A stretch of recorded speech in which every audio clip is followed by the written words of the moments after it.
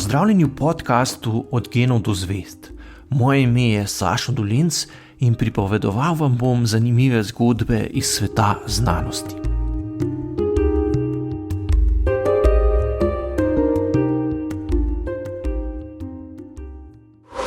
Koronavirus.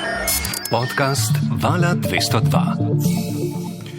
Pozdravljeni, v novi epizodi gostimo dr. Saša Dolenca, fizika, filozofa, publicista in večkrat nagrajenega urednika Kvarkadabre, spletnega portala za tolmačenje znanosti. Saša je občasni strokovni sodelavec frekvence X na Valu 202, zelo aktivno in kritično pa spremlja tudi vso dogajanje povezano s koronavirusom. Zato je več kot pravi naslov za širšo razpravo z distance o tem, kje smo in kam gremo. Sašo, zdravo. Zdravo. Eno leto je od prvih informacij, da se na Kitajskem dogaja nekaj nenavadnega, da virus očitno vendarle ni tako nedolžen. 11 milijonski Wuhan so poslali v karanteno. Pravih informacij v resnici takrat ni bilo. Kako se spominjaš istega obdobja z današnjim vedenjem? Kaj bi bilo, če bi bilo? Ja, določene informacije so kar hitro začele prihajati, tako da je v bistvu ukrepanje tudi kitajskih znanstvenikov bilo kar hitro in dobro. Lahko bi bilo pa seveda zmeraj še boljše, ampak če primerjamo recimo ta SARS-2, s SARS-om 1 pred slabimi 20 leti, takrat je z Kitajske zelo malo informacij prišlo, zelo zapoznelo in tudi tisti, ki so mogoče kaj vedeli, so bili zelo v tem hierarhičnem sistemu nekako odvisni od tega, a so jim šefi dovolili kaj povedati ali ne. To se je zdaj malo zrahljalo, tudi kitajska znanost je zelo vpeta v svetovno, tako da v bistvu ta ključna informacija, se pravi genom novega koronavirusa, je zelo hitro zakrožil po svetu in povzročil, da so se lahko druge po svetu znanstveniki lotili delati testov in cepiva. Je pa v sodelovanju z Svetovno zdravstveno organizacijo tudi po letu dni lahko beremo, da so še vedno nekako težave v odkritosti oziroma v zagotavljanju pogojev za neko neodvisno preiskavo. Ja, lahko beremo o tem, in zdaj Svetovna zdravstvena organizacija je morala biti nekako zelo diplomatska, da je dobila čim več informacij ves čas iz Kitajske, hkrati pa pač nekako zadostila tudi njihovim kapricam, ker če bi pač preveč ostro nastopila, verjetno bi se ta dotok informacij zaprl in bi bilo še slabše za svetovno znanost in tudi pač vse druge države. Marca bo minilo tudi eno leto, odkar v Sloveniji živimo s korona realnostjo. Kako se ti osebno, tudi kot znanstvenik, soočaš s korona krizo?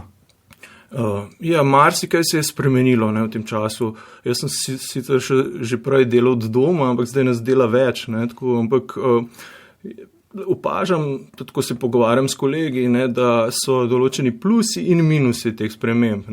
Recimo, sigurno vsi pogrešamo stike v živo z večjim krogom ljudi, ampak po drugi strani smo pa tudi recimo manj na cesti, ko delamo od doma, tudi določeni sestanki hitreje minejo, tako da lahko si lažje razporajamo čas in tudi v šolah je nekaterim otrokom tudi v redu, da imajo več svobode, kdaj kaj naredijo in so mogoče celo bolj produktivni na ta način.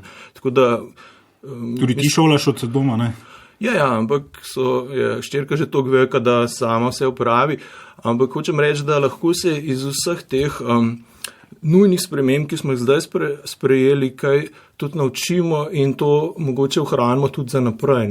Recimo, verjetno za večino delovnih mest ni treba, da si prisoten 5 dni na teden na delovnem mestu. Lahko mogoče skoncentriraš tisto, kar moraš v pisarni upraviti na 2 dni, ostale 3 dni pa delaš tisto, kar lahko doma. In tako mešanje raznih pristopov, nekomu bolj ustreza, nekomu manj, več nekje ali pa druge.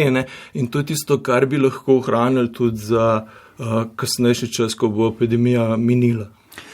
Zakaj se je po tvojih analizah Slovenija tako slabo odrezala med drugim valom epidemije? Zakaj so v večini držav ukrepi prijeli, pri nas pa ne? Na Kvarkadabri si objavil eno zelo podrobno analizo.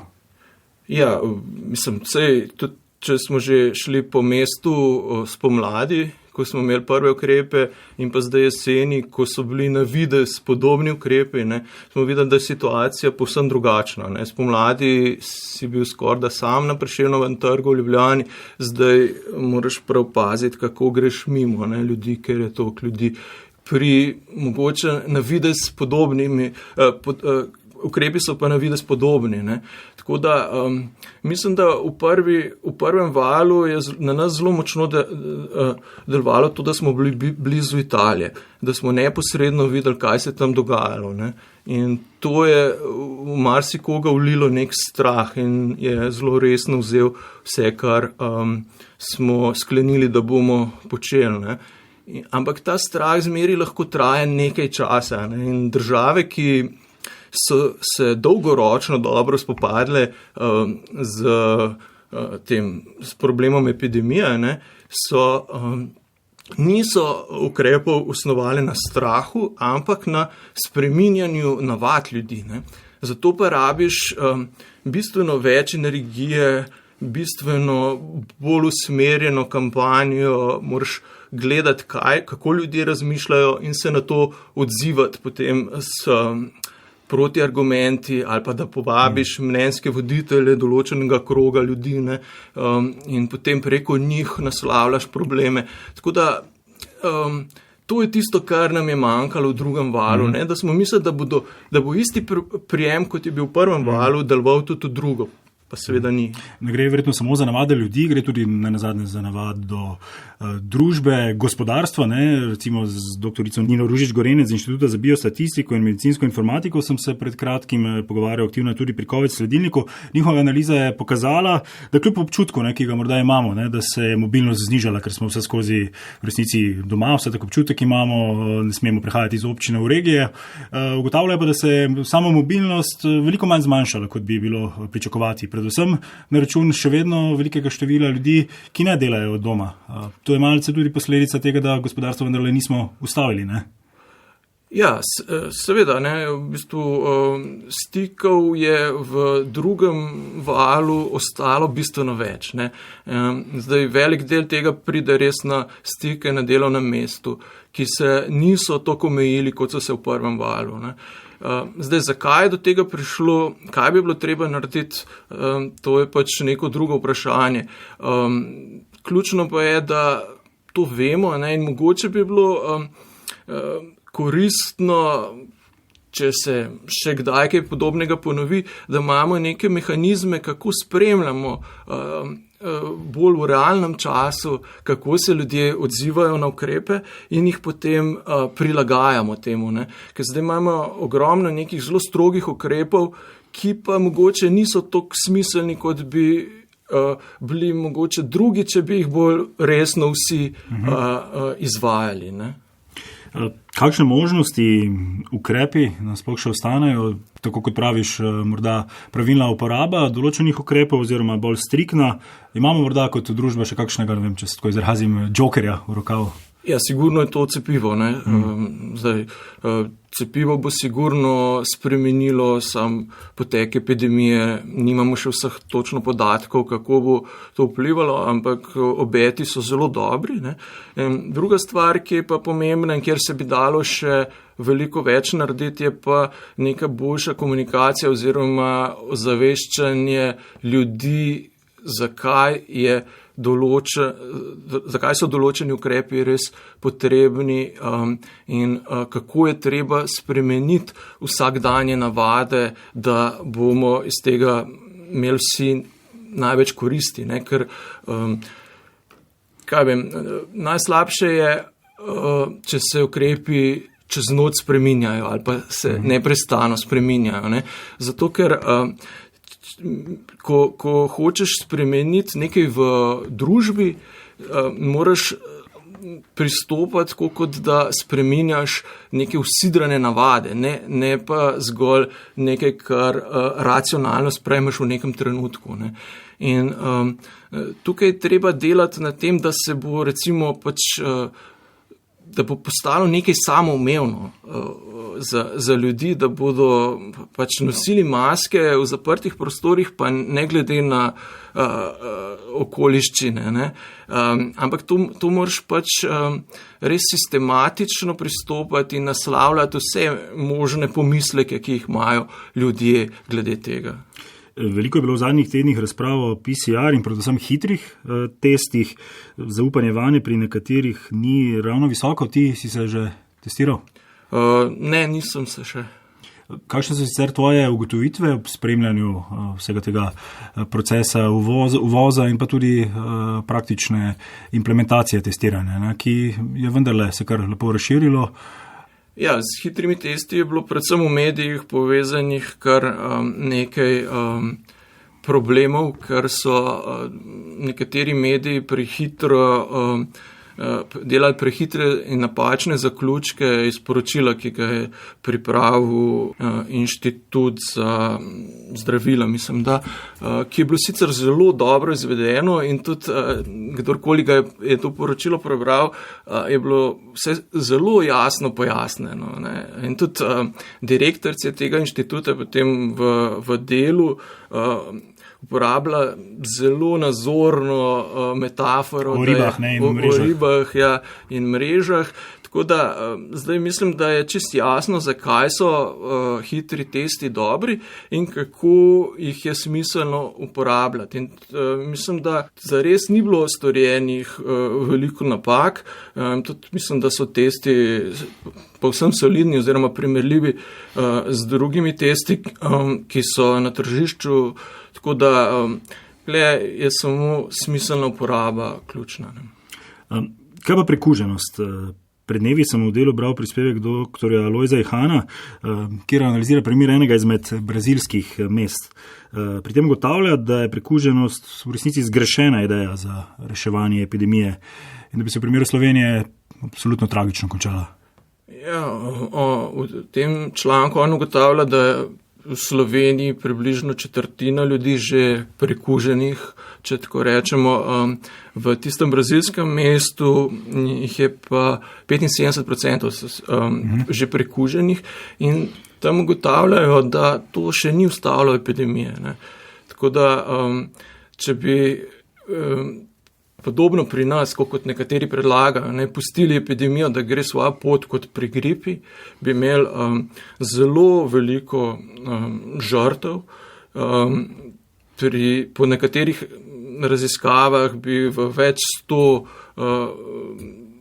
umrlih imeli na dan, ne, tudi do 750 sem slišal, da bi lahko prišli, ne, prav zaradi strukture prebivalstva, ki jo imamo v Sloveniji. Ne. Tako da mislim, da ta pristop nikakor ni sprejemljiv za neko družbo, ki želi večini državljanov najboljše. Ne. Jasno je pa, da niso tukaj v nevarnosti samo starejši ljudje.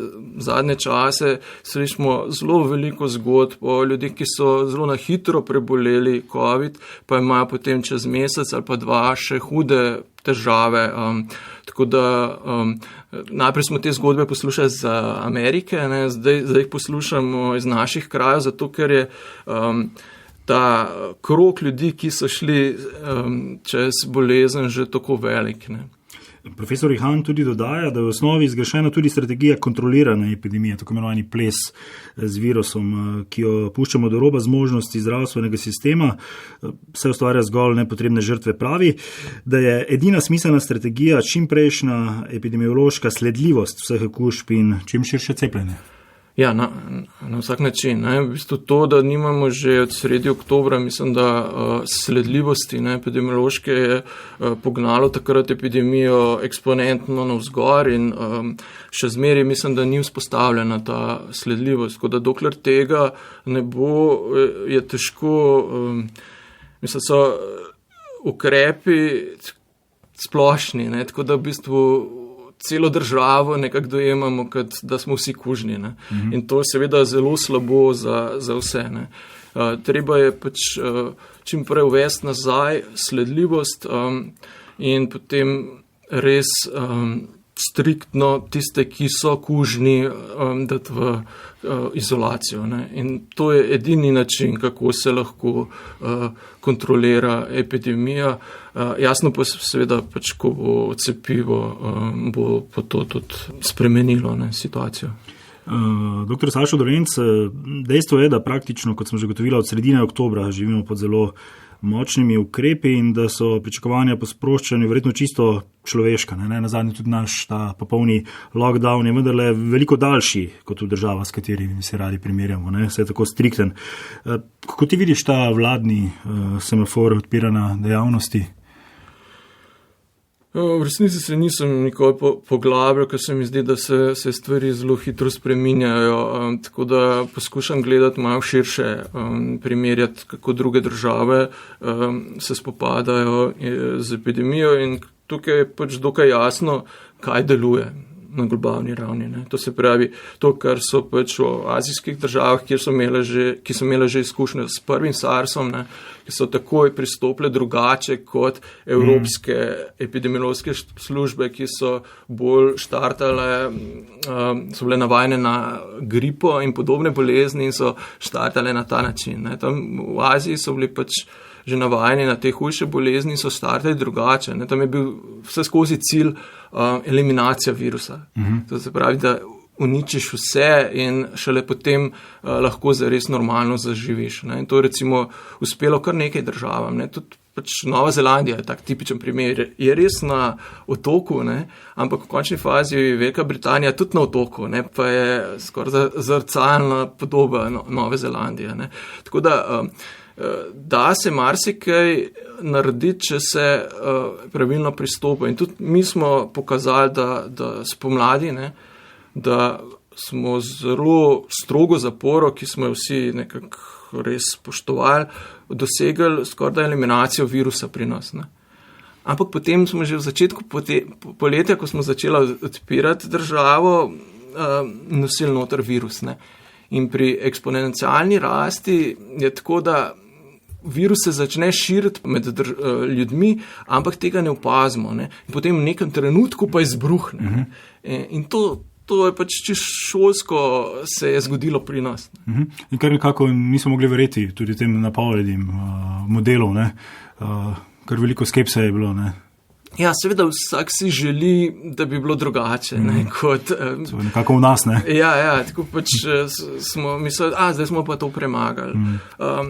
Vemo, da pač ni dovolj, da ti eliminiraš virus, potem moraš tudi preprečiti, da bi, če je v okolici še virus, da bi ga ljudje vnašali. To se pravi, moraš imeti neke zelo striktne kontrole na mejah, obvezno karanteno, testiranje. Ne, in to počnejo države, ki so eliminirale virus, ki imajo zdaj normalno življenje.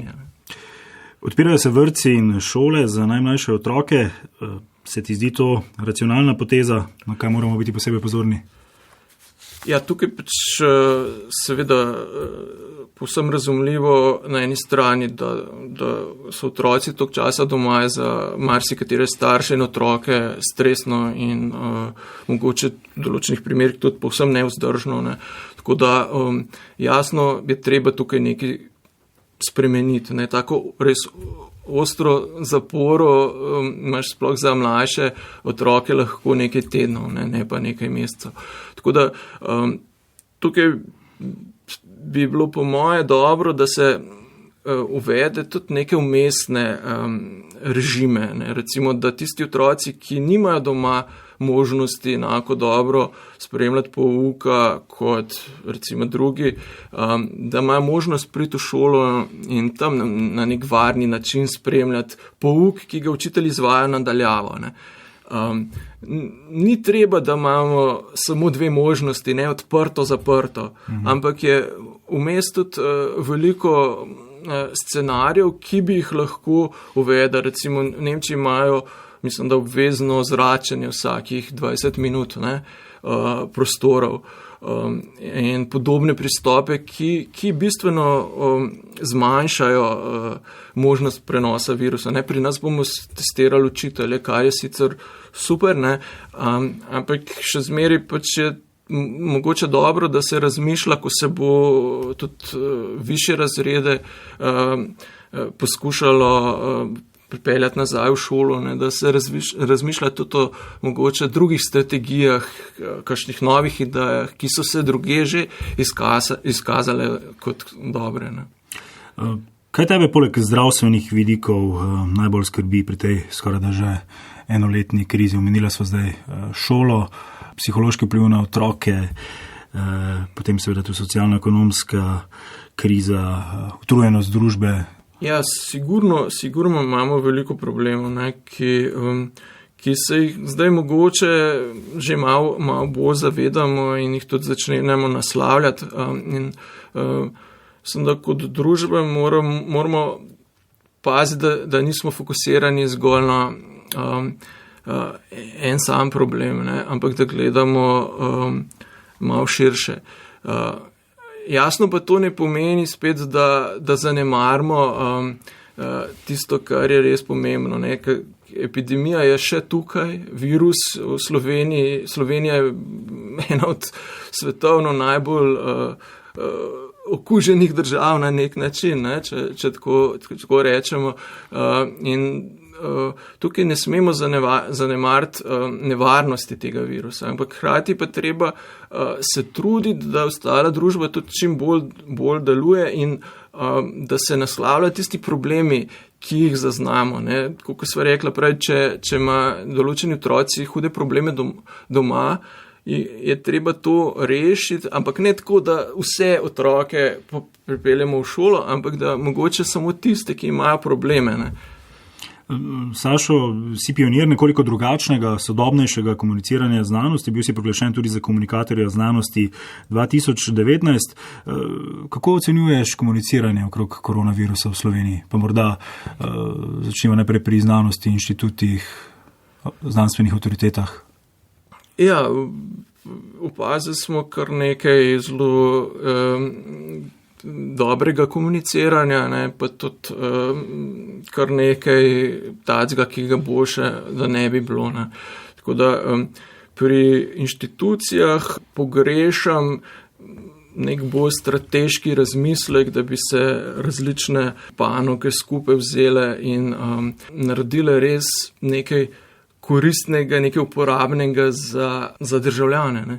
V končni fazi je bilo, Agencija za znanost je razdelila kar veliko milijonov evrov prav za raziskave, ki so namenjene raziskovanju COVID-a in iskanju nekih uporabnih rešitev. Ne. Zaenkrat nismo kaj še veliko slišali, kaj so te znanstveniki naredili. Ne. Tako da mislim, da bi bilo, po drugi strani imamo pa sledilnik, ne, ki združuje pa ne samo znanstvenike, ampak v bistvu trdno jedro sploh da niso znanstveniki, ampak ljudje, ki jih to zanima in ki so se medsebojno povezali in naredili nekaj res v svetovnem merilu zelo dobrega. Ne. In ni samo, pri sledilniku ni pomembna samo spletna stran, ampak tudi to komuniciranje med temi ljudmi, ki se skupnost, ja, ki se medsebojno si izmenjujejo argumente in potem skupaj tudi zdaj vedno več producirajo raznih sporočil in pojasnil. Ne. In to je nekaj, kar bi lahko proizvedla tudi znanstvena skupnost, če bi pravilno pristopila na začetku. Ne. Je pa šlo mogoče v sami znanstveni skupnosti zelo za to, da so poskušali ustvariti vtis, kaj vse počnejo. Ne. Manj jim je bilo pa pomembno, kakšen dejanski vpliv bo imelo to na ljudi. Ne. Pri sledilniku je pa ravno obratno. Ne. Ključen je učink, ne pa videz. Ne. Kaj pa vloga medijev? Ja, mediji so, mislim, da zelo dobro pojasnjevali, če splošno gledamo, ne, celotno dogajanje. Seveda je bilo storjenih kar nekaj napak, ne, in mislim, da zdaj pri cepljenju lahko vidimo, kako pomembno je, kakšen je ta skupni glas medijev. Ne. To se pravi, da določenih mnenj sploh nimamo v pulu, ki pride v množične medije. Ne. In to je pomembno. Seveda je treba nasloviti vsa vprašanja, ki jih imajo ljudje. Na voljo mora biti vsa pojasnila. Ampak hkrati pa treba paziti, da se razni miti in neresnice ne širijo tudi preko množičnih medijev, ker včasih delujejo tudi tako nekako v podzavesti, da se jih sploh ne vemo.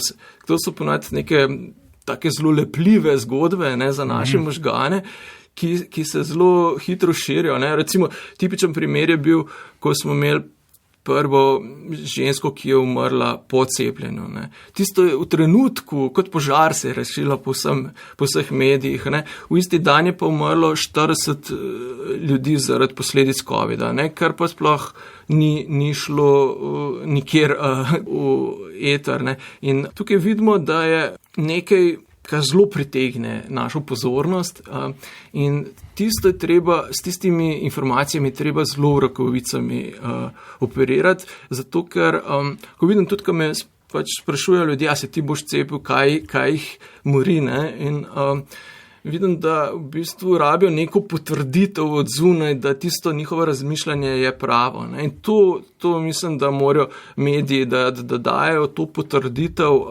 da tist njihov indic pravi in jih ne usmerjati v to, da še bolj dvomijo na podlagi napačnih idej. Ne. Ker ne smemo se slepiti, ne, da teoretiki zarote ali pa skeptiki niso med nami, ne, tudi da na nje gledamo zviška, jih morda celo zasmehujemo, zagotovo ni prav. Kako torej nagovarjati te skupine ljudi, s katerimi je na podlagi znanstvenih dejstev težko se pogovarjati?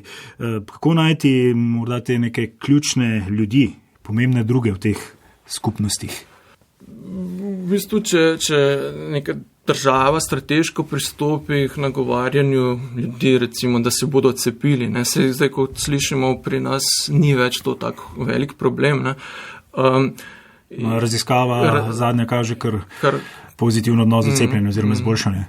Ja, seveda, ko ljudje vidijo, kaj se dogaja druge po svetu, ne, seveda tudi sami spremenijo mogoče prejšnje bojazni niso več tako močne. Ne. Izrael je takšen šolski primer, ne, ker so imeli tudi veliko odklona do cepljenja. Pa zdaj... Ja, Izrael ima zdaj, mislim, da že največjo precepljenost ljudi na celotnem svetu. Ne, in da so imeli podobno na začetku, več kot polovica ljudi je rekla, da se ne bo cepila. Ne. In potem so zelo strateško se lotili, tako da so identificirali skupine podobno mislečih ljudi in potem ugotovili, kaj določeno skupino moti oziroma kaj so problemi, ki zavirajo njihove odločitve. So te probleme razrešili in potem komunicirali preko ljudi, ki jim te ljudje zaupajo. Ne? Recimo neka ortodoksna skupina religioznih židov ima določene mnenjske voditelje, ne? In oni so potem preko teh mnenjskih voditeljev naslavljali ljudi in so dejansko spremenili miselnost. Ne? Napačen je recimo pristop, da imaš eno samo osebo, ki nagovarja vse ljudi v državi. Ne. Treba je najti celo paleto različnih mnenjskih voditeljev oziroma ljudi, ki jim ljudje zaupajo. Ne, ker ljudje spreminjajo svoja dejanja, predvsem ne, se tukaj ni toliko pomembno, kaj si ljudje mislijo, važno je, kaj naredijo, ne, da se grejo cepiti. To pa naredijo ponavadi preko zgledov, preko ljudi, ki jim zaupajo. Ne. Opažaš tukaj kakšne spremembe, ne vem, na vladni strani, ko smo govorili prej o komunikaciji, sva analizirala znanstveni del, medijski del, največ kritike seveda tudi logično, ne, na oblastni del. Sigurno je bistvena razlika, ne, če primerjamo komuniciranje naše vlade ali pa recimo novozelandske. Ne. Zdaj, v bistvu, tisto res taka zelo velika napaka, ki jo dela naša vlada, je, da te ukrepe sprejema čez noč in jih hitro spreminja in ne dovolj natančno pojasni. To je zelo slabo, če dejansko želi, da se ukrepi spoštujejo. Ne. Treba je postaviti neko jasno strategijo, ne. To imajo te azijske države, imajo jasno strategijo, kaj želijo. Mi tega nikoli nismo vsaj jasno izrekli. Kaj je naš cilj? Kaj želimo?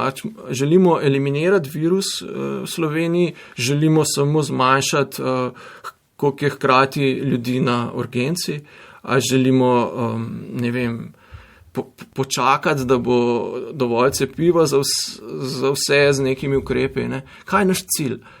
Tega nisem zasledil in to je zelo pomembno, da ljudje dojamejo nek smotar ukrepov, da vejo, zakaj nekaj delajo. Ker zdaj marsikdaj se ljudje sprašujejo, pa zakaj smo zdaj ujeti v občine. Ne? Ok, vse nekje po svetu imajo pač lahko samo 100 metrov okrog svojega prebivališča grejo. Ampak to je nek omejen čas, ko rečejo, zdaj bomo naredili zaporo za to, da eliminiramo virus, ki kroži in ki ga nismo zaznali. Ne? Ljudje so lahko kužni, pa tega sploh ne vajo. In na ta način, če jih v majhne skupine izoliraš, potem to lahko nekako ukrotiš. Ne? Torej jasni cilji z dobro skomunicirano potjo. Ja, seveda, potem, če vidiš ti smisel v ukrepih, jih potem lažje, oziroma jih boš spoštoval. Če pa vidiš samo, ok, lahko bom pa plačal kazen, če me dobijo, ne?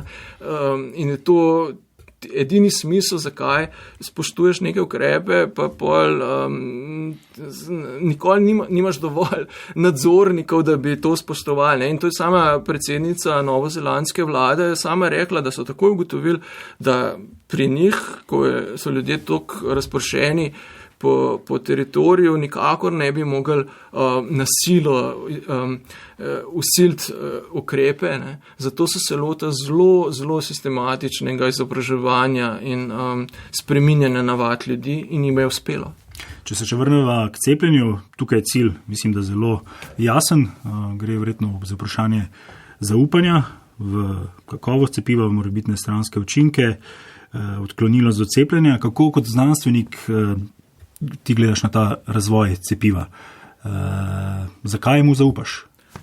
Ja, nasploh to, da imamo cepivo v to kratkem času, to je nek fenomenalen dosežek znanosti. Ne? In to je bilo možno samo zato, ker je bila ta nova tehnologija proizvodnje cepiv v bistvu že razvita. Ne? In to je nekaj, kar je čakalo, kar so imeli že... Cepiva so imeli pod podobni tehnologiji že za nekatere druge bolezni, samo niso prešla v to fazo, da bi jih res začeli množično izdelovati in potem preizkušati tudi v kliničnem testiranju. Ker to za klinično testiranje ti rabiš zelo veliko denarja, zato ker moraš ljudi plačati, ne, da sodelujejo, pa še proizvajati moraš ne laboratorijsko, ampak po vseh teh farmacevtskih načelih, ne, tisto učinkovino, ki jo potem uporabljaš v kliničnih študijah. Tako da to je nekaj, kar zahteva velik vložek. In tukaj smo imeli potem, čim je bil že sredi januarja ta genom novega koronavirusa prebran, so ljudje, ki so poznali to tehnologijo, lahko takoj to informacijo unesli v svoje te procese, ki so bili že izdelani in so takoj začeli proizvajati cepivo. Ne. In da to cepivo deluje, mislim, da je vsaj 15 let, če ne več, trajalo, da so razrešili kup enih težav, ki so bili povezani s to tehnologijo. Ne. To se ni nihče v januarja zmislil pa rekel, zdaj bom pa to tehnologijo uporabil, pa bom naredil cepivo. Ne, tukaj je bilo kup že težav razrešenih prejšnja leta in se je nekako pokrilo, da so lahko to potem uporabili v tem trenutku in takoj začeli teste naprej na živalih, potem pa na ljudeh. In še zmeraj trajalo več kot pol leta, ne, da so se vsi te testi odvili in da smo dobili zdaj nekaj cepiv, ki so registrirana, varna in po vseh teh standardih najvišjih, ki jih imamo, predvsem v Evropi, ne, pa v ZDA in drugih teh najbolj razvitih državah, glede varnosti zdravil, povsem varna in tudi zdaj recimo v Izraelu, ne, ki bo prvi verjetno dosegel to neko množično precepljenost, tam zelo natančno sledijo, kaj se dogaja pri ljudeh, ne samo glede morebitnih stranskih učinkov, ampak tudi kako dobro delujejo cepiva, ne? In to bo pomembno za cel svet. Doktor Srečko Horvat je tvoj filozofski kolega, nedavno je v intervjuju za Val 202 izpostavil, da smo ljudje zaradi korona krize začeli bolj poslušati znanstvenike, ki tudi več nastopajo v medijih. Sam seveda povsem zaupa znanosti, tudi cepil se bo, a je vseeno izpostavil, da pretirano zaupanje v znanost lahko vodi tudi v tehnokracijo. Če mislite, da je znanost edina rešitev za naše trenutne probleme, se bojim, da iz teh problemov ne bomo prišli. Tvoj komentar? Ja, mislim, da tukaj beseda znanost ima lahko v različnih kontekstih zelo različen pomen, in mislim, da je tukaj uporabil kot neko naravoslovno tehnično znanje. Ne. Jasno je, da potrebujemo tudi humanistiko, družboslovje, filozofijo, ne, ki odpira drugačne probleme, ki jih tudi moramo naslavljati, ne, in jih tudi sama to stanje zdaj, ko se družba spreminja, ne, v bistvu stanje, ko je treba marsikaj na novo premisliti. To je v bistvu naloga filozofije. Včasih se zdi, da če se ta vprašanja odpirajo, gre takoj za nasprotnike ukrepov, nasprotnike epidemiološkega boja proti virusu. To je zaznati v resnici, ne? Ja, ampak to mislim, da ni neko kvalitetna filozofija. No. Tista kvalitetna filozofija zaznava, kje so problemi v družbi in jih potem poskuša predstaviti na tak način, da se jih vsi zavemo in potem najdemo tudi rešitev zanje. Ne. In mislim, da smo imeli pač primere med filozofi, tudi uglednimi, ne, ki so res govorili neumnosti, ne, na te ravni nekega bazičnega spopadanja z virusom.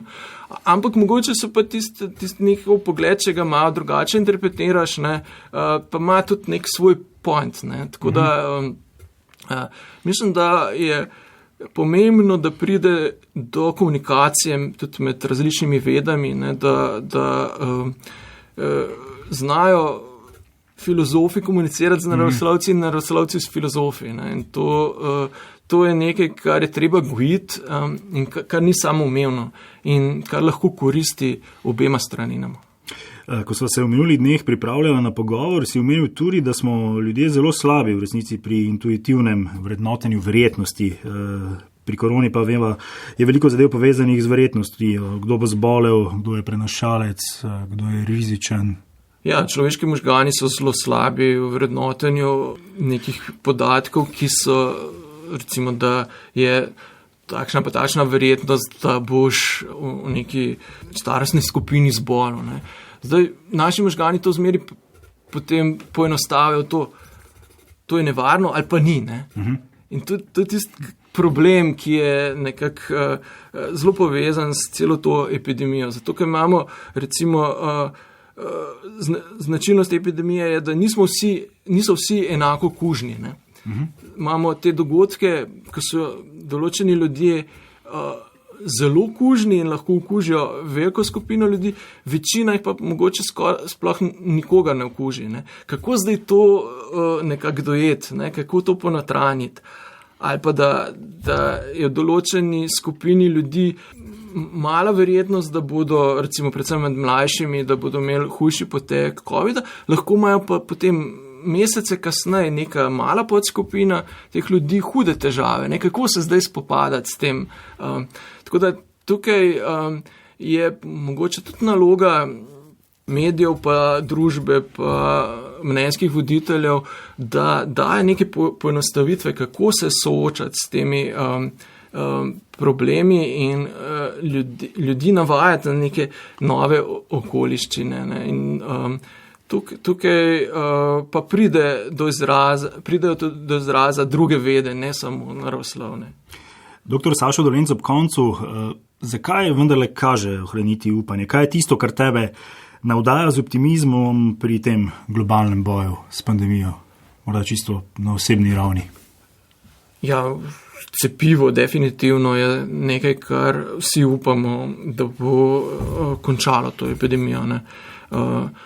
Drugače pa se mi zdi, da je sploh spopad s to epidemijo na globalni ravni pokazal, da človeštvo je zmožno narediti velike stvari, da je zmožno spremeniti čez noč neke svoje navade, če je skupni interes, če zazna, da gre za res. Ne? In tukaj smo videli, kako lahko globalna pamet sodeluje. Ne? Da pri prvem SARS-u je bilo treba organizirati še posebej to komunikacijo med laboratoriji, da so potem v nekaj mesecih prebrali genom. Ne. Tukaj se je to zgodilo v nekaj dneh in so potem vsi znanstveniki po svetu dobili to informacijo in so lahko tam štartali naprej. Ne. Tako da kle imamo neke mehanizme, ki nam omogočajo, da delamo dobro, ne, v skupno dobro, globalno in lahko se od tega tudi kaj naučimo za časa po epidemiji. Dr. Sašo Dolenc, najlepša hvala za obisk na Valu 202. Ja, hvala za povabilo. Koronavirus. Podcast Vala 202.